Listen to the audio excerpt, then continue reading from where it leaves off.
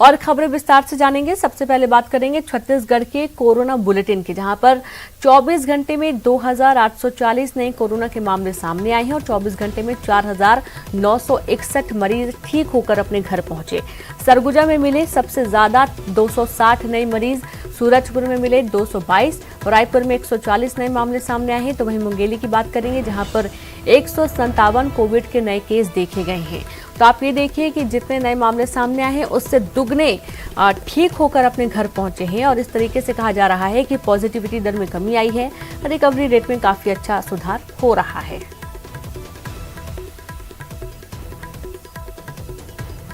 और ज्यादा जानकारी के साथ संवाददाता अवधेश मिश्रा जुड़ गए। अवधेश, बहुत अच्छी बात है, 24 घंटे में जितने मामले सामने आए हैं रिकवरी रेट उससे दुगना है। बिल्कुल, रिकवरी रेट में लगातार जो है बढ़ोतरी होते जा रही है। 94% के आसपास छत्तीसगढ़ में जो रिकवरी रेट है वो पहुंच चुकी है। ये बताने के लिए काफी है रीनू कि बीते कुछ दिनों से जो लॉकडाउन का जो असर रहा, लोगों ने जो अनुशासन का पालन किया, उसी का परिणाम है कि आज छत्तीसगढ़ में 2840 नए मरीज 24 घंटे में मिल रहे हैं। जबकि ये आंकड़े केवल एक समय में केवल एक शहर के हुआ करते थे, लेकिन वो घट के पूरे राज्य के हो गए हैं। राजधानी की बात कर ली जाए तो कल ऐसा दिन था जब 100 से कम मिले थे, लेकिन फिर से एक बार 140 नए मरीज मिले हैं। मौत की संख्या में भी कुछ कमी देखने को मिल रही है। जांच उतनी ही हो रही है जितनी पहले की जा रही थी, कमोबेश।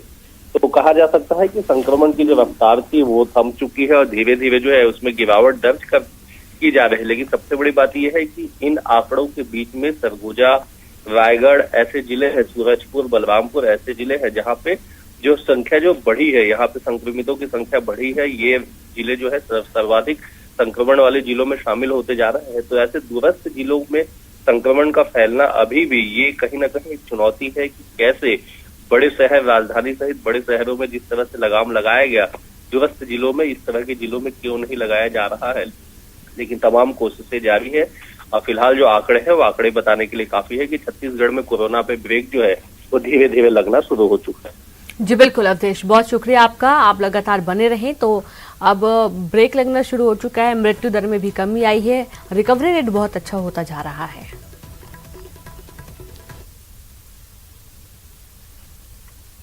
खबर रायपुर से है, जहां पर जिला प्रशासन ने अहम फैसला लिया है। मैरिज हॉल खोलने को मिली इजाजत, 50 लोगों को शामिल होने की अनुमति, कोविड नियमों का करना होगा पालन, उल्लंघन पर 30 दिन तक किया जाएगा सील। और संवाददाता अवधेश लगातार जुड़े। अवधेश, अब चूंकि लगन का टाइम भी चल रहा है तो शादियों को लेकर भी गाइडलाइन जारी की गई है। तय किया कि जिन जिलों में 8% से कम संक्रमण के दर होंगे वहां पे अनलॉक किया जाएगा, वहां पे रियायतें दी जाएंगी। उस समय होटलों में जो है शादी करने की छूट दी गई, लेकिन मैरिज हॉल जहां अधिकांश शादियां होती है वहां पे छूट नहीं दी गई। इस बात को लेकर लगातार प्रशासन से जो लोग हैं, जो जिम्मेदार है, मैरिज हॉल एसोसिएशन है, वो मुलाकात करते रहे, अपनी मांगों से अवगत कराते रहे, जिसके बाद अंततः कल प्रशासन ने निर्णय लिया है कि जो मैरिज हॉल है वहां भी अब शादियां हो सकेंगी। लेकिन जो मेहमान आएंगे, जो लोग आएंगे, उनकी संख्या सीमित कर दी गई है। केवल 50 की संख्या रखी गई है कि 50 लोग ही रहेंगे दोनों पक्ष को मिला के, और जो भी लोग रहेंगे वो हमेशा मास्क लगा के रहेंगे। सैनिटाइजेशन की व्यवस्था वहां पे की जाएगी, जो दूरी है, सोशल डिस्टेंसिंग है, उसका वहां पे पालन कराया जाएगा। और अगर यहाँ पे किसी तरह से शिकायतें आती है, कहीं पे भी 50 के नाम पे अगर 200-300 लोगों की भीड़ इकट्ठी होती है, प्रशासन तक ये बात पहुंचती है तो जांच में सही पाई जाती है, तो प्रशासन उस मैरिज हॉल को न केवल 30 दिन के लिए सील कर देगी बल्कि दंडात्मक कार्रवाई भी की जाएगी। तो कुल मिलाकर समझा जा सकता है कि शादियों के सीजन में जो पिछले मार्च से लेके अप्रैल में जो लॉकडाउन लगा तब से लेके अब तक जो स्थितियां थी, कई शादियां कैंसिल हुई, कई शादियों की तारीख को आगे बढ़ाया गया। तो अब जो फिलहाल है वो शादियों पे जो ब्रेक था वो मैरिज हॉल के माध्यम से वो ब्रेक हट चुका है। प्रशासन ने अनुमति दे दी है। अब आज से जो है मैरिज हॉल में भी शादियों का जो कार्यक्रम है वो हो सकेगा। जी बिल्कुल, बहुत शुक्रिया आपका अवधेश जानकारी के लिए। तो अब शादियों के भी कार्यक्रम हो सकते हैं और इसके लिए प्रशासन ने अनुमति दे दी, लेकिन संख्या सीमित है, 50 से ज्यादा नहीं होने चाहिए, वरना मैरिज हॉल को 30 दिन के लिए बंद कर दिया जाएगा। वहीं अगली खबर है, बेमेतरा में बीजेपी ने 6 पार्षदों पर कार्रवाई की और इन लोगों को पार्टी ने 6 साल के लिए निष्कासित कर दिया है। इन पार्षदों पर अध्यक्ष पद के चुनाव के दौरान क्रॉस वोटिंग करने के आरोप थे। बेमेतरा के 21 वार्डों में बीजेपी ने 12 जबकि कांग्रेस ने 8 पर कब्जा किया था वहीं एक वार्ड पर निर्दलीय प्रत्याशियों ने जीत दर्ज की थी। क्रॉस वोटिंग की वजह से कांग्रेस की शकुंतला साहू ने अध्यक्ष पद पर कब्जा कर लिया था।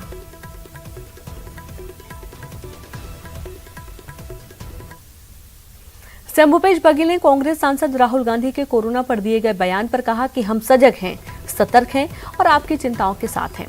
कोरोना को लेकर आपकी हर चेतावनी को और हर आशंका सही साबित हुई है, इसलिए छत्तीसगढ़ सरकार पूरी पारदर्शिता के साथ कोरोना आपदा प्रबंधन में लगी हुई है। इससे निपटने के लिए कोई कोताही बरती नहीं जाएगी। कांग्रेस सांसद राहुल गांधी ने कोरोना के मसले पर केंद्र सरकार पर निशाना साधा था और कहा कि कोरोना को केंद्र सरकार अभी तक जान नहीं पाई है। कोरोना के खिलाफ वैक्सीन ही सबसे बड़ा हथियार है। लॉकडाउन कोई परमानेंट उपाय नहीं है।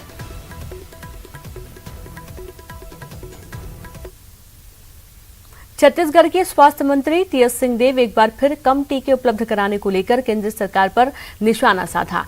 स्वास्थ्य मंत्री टीएस सिंहदेव ने ट्वीट करते हुए कहा कि छत्तीसगढ़ में 18 से 45 आयु वर्ष के बीच टीकाकरण की 6% जो कि राष्ट्रीय औसत का 2% है और ये प्रतिशत राष्ट्रीय औसत से काफी अधिक है। उन्होंने कहा कि यदि राज्य को पर्याप्त टीके उपलब्ध कराए जाते हैं तो छत्तीसगढ़ सरकार सभी लोगों का टीकाकरण करने में कोई कसर नहीं छोड़ेगी।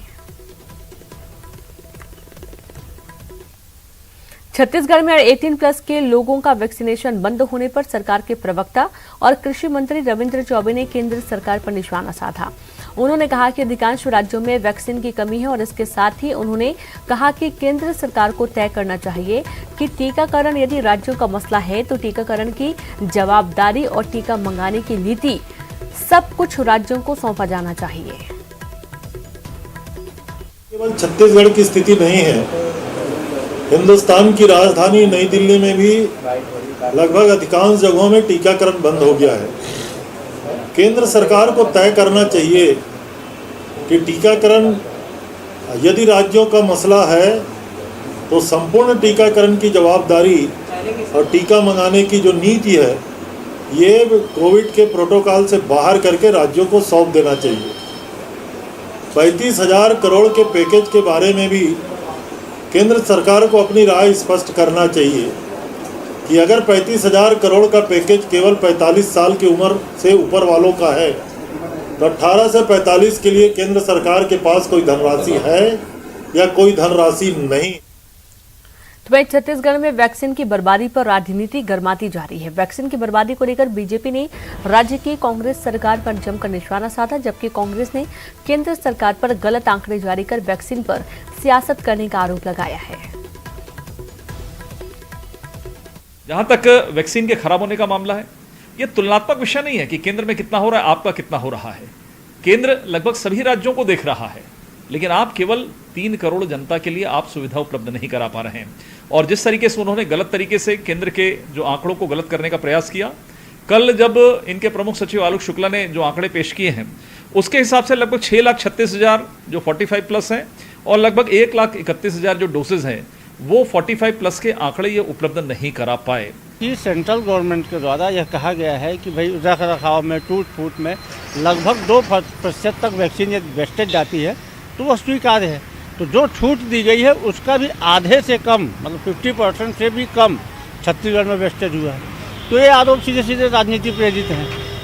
और दूसरी बात, वैक्सीन के मामले में छत्तीसगढ़ की क्षमता ये है कि हम एक दिन में 3 लाख से 3.25 लाख तक वैक्सीन लगाए हैं। हमें वैक्सीन ही नहीं मिल रही है। यदि छत्तीसगढ़ को पूरा वैक्सीन मिले तो छत्तीसगढ़ देश का अकेला ऐसा राज्य है जो कि 1.25 महीने में 18 से 44 उम्र की अपनी आबादी का पूरा वैक्सीनेशन कर देगा। और यहाँ पर वक्त एक ब्रेक का है, हम जल्द हाजिर होंगे।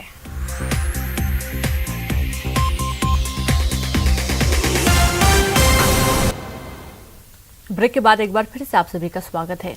कोरोना संकट के बीच इन दिनों बैंकों में भारी भीड़ जुटी हुई है। आलम यह है कि लोग रात में ही लाइन लगाकर खड़े हो जा रहे हैं। ये रिपोर्ट देखिए। कहीं 16 घंटे से बारी का इंतजार,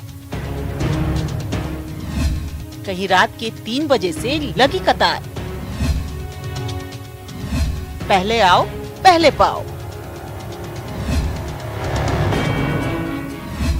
बोरिया बिस्तरा लाओ, यहीं सो जाओ। जागते रहो, सोना मना है। बैंक के बाहर रत जगह। अपना नंबर आएगा, इंतहा हो गई इंतजार की। ये लीजिए, चादर के नीचे थैला रखा और बन गया बिस्तर कि बोरिया बिस्तर बांधकर आ गए हैं हम लोग। अब ये जो गोल घेरे देख रहे हैं, या कहें इन खानों में कहीं थैला है, कहीं पासबुक, कहीं किताब, ये इस बात का सबूत है कि हाँ, हम यहाँ मौजूद है। सीट पक्की हो गई, अब तो हमारा नंबर पक्का। टोकन तो मिल ही जाएगा। बैंक खुलेगी तो खाली हाथ नहीं जाएंगे। बैंक के बाहर ऐसे ही रत जगह हो रहा है। अब दूसरी तस्वीर देखिए, बैंक का शटर बंद है, लेकिन बैंक के बाहर ही गेट पर इन पासबुक के जरिए एक लाइन लगा दी गई है कि अब तो अपना नंबर आएगा। और दूसरी कतार तो आप देख ही रहे हैं।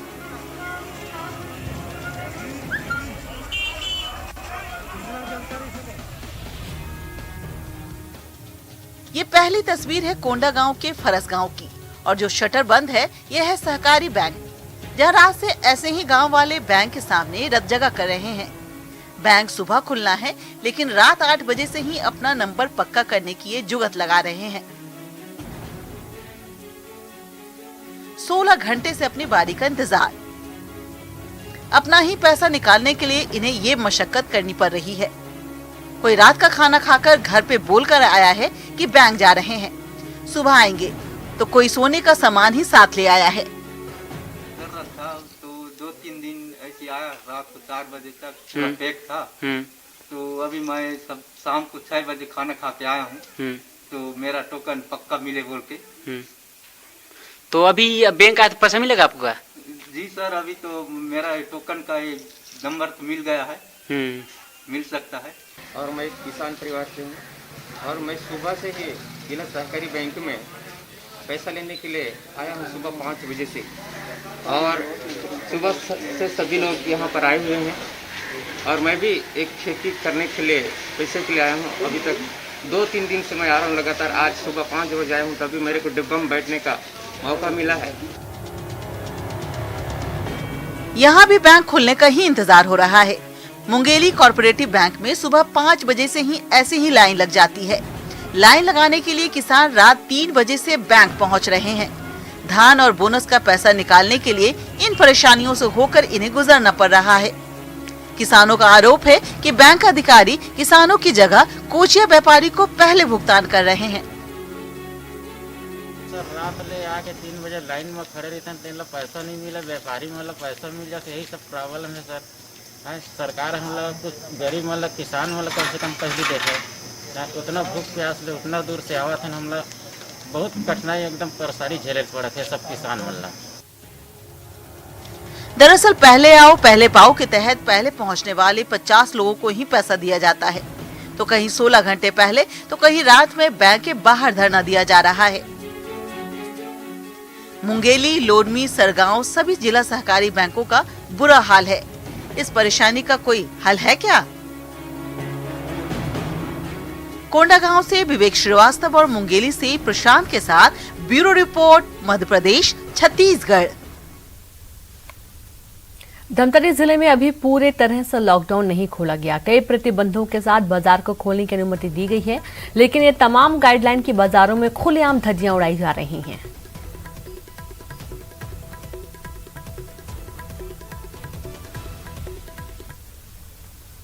धमतरी के कुरूद में हुए दोहरे हत्याकांड मामले की उच्च स्तरीय जांच शुरू हो गई है। जांच के लिए अब 3 जिलों की पुलिस लगा दी गई है और तीनों जिलों की पुलिस की आईजी आनंद छाबड़ा ने बैठक ली और अब तक की जांच की समीक्षा की। उन्होंने मामले के जल्द खुलासे की उम्मीद जताई है।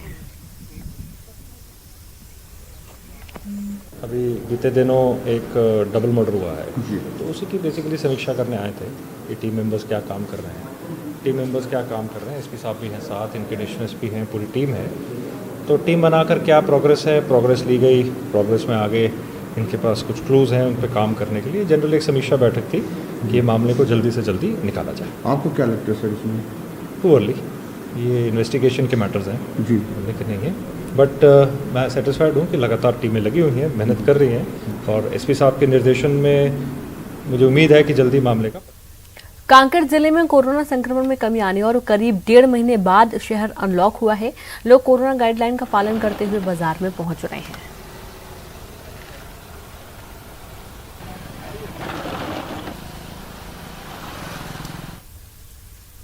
जशपुर जिले में लंबे लॉकडाउन के बाद अब सब कुछ अनलॉक हो चुका है, लेकिन इसके बावजूद लोग सड़कों पर नहीं निकल रहे हैं। बाजारों और दुकानों में सन्नाटा पसरा हुआ है। लोगों में कोरोना का भय अभी तक बरकरार है। जशपुर जिला लंबे समय के बाद अनलॉक हो चुका है और जशपुर जिले की सारी दुकानें और बाजार खुल चुके हैं, लेकिन अनलॉक होने के बावजूद लोग सड़कों पर नहीं निकल रहे हैं। तो कहीं ना कहीं कोरोना का भय यहाँ पर लोगों में अभी तक नजर आ रहा है। इस वक्त हम खड़े हैं जशपुर जिला मुख्यालय के बाजार में और आप बाजार में देख सकते हैं कि यहाँ पर सब्जी व्यापारी बैठे हैं। यहाँ से आप देख सकते हैं कि जो है सब्जी लेकर व्यापारी बैठे हुए हैं। लाइन से लंबी यहाँ पे कतारें लगी हुई है।